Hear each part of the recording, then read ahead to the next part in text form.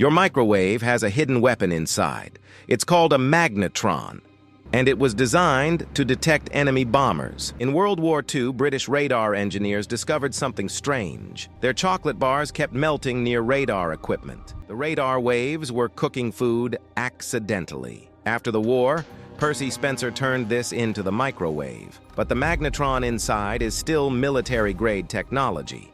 It generates electromagnetic waves at exactly 2.45 gigahertz. That frequency makes water molecules vibrate 2.4 billion times per second.